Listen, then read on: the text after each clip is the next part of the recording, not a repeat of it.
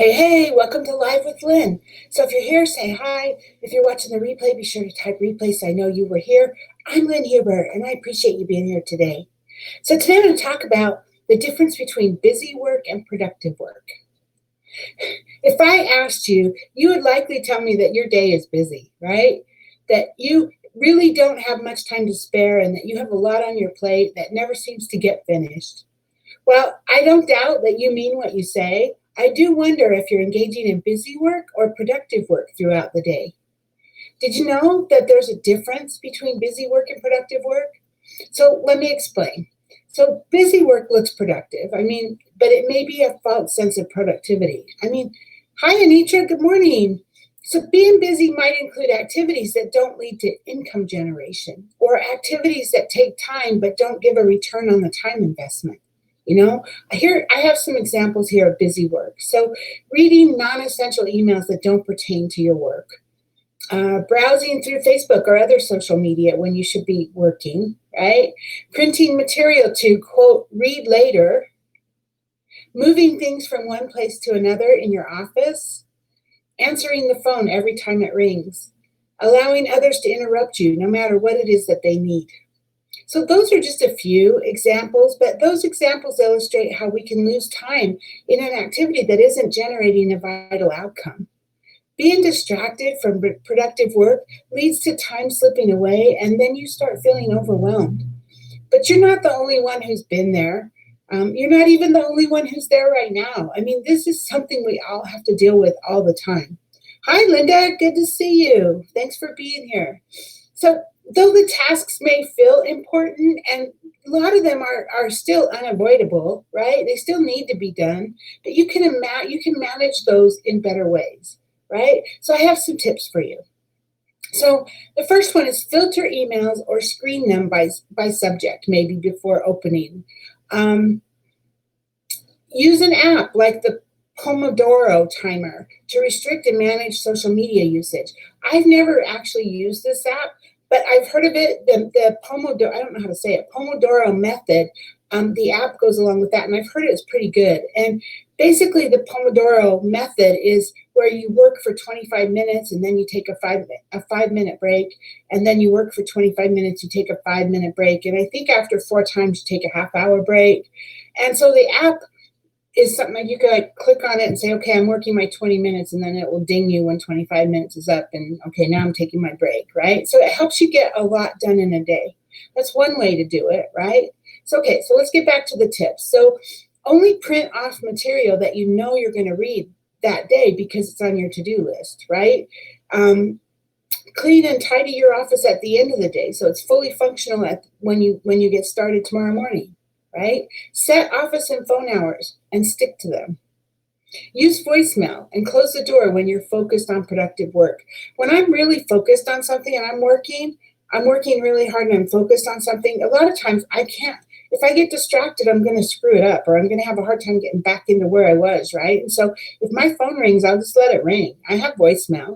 And then as soon as I'm done with what I'm doing, I'll go back and check it, right? But busy work is often disguised as productive work. But it doesn't generate money or a vital outcome, right? Productive work, on the other hand, directly affects sales, growth, or maybe even other targets you have set. And it's not only about work. Sometimes you want to spend time with your kids or you want to do something with your kids. Well, that's productive because you're building that relationship with your kids, right? So I'm not saying that it's not productive, but you just have to make the decision about what am I doing right now? What should I be doing? Am I working on my work? Then I need to be working on my work, right? And what do I need to do to be money-making activities, right? So here's some examples of productive work. So, writing your blog post or a new website, so writing it out or creating the copy for it, writing or sending an email with an offer to your tribe. If you're in Avon, you could do a promotion that you could send out, right? Setting up a new sales page or developing a new program or service and taking steps towards launching that. Setting up sales calls with interested clients. Scheduling social media posts that have to do with your business.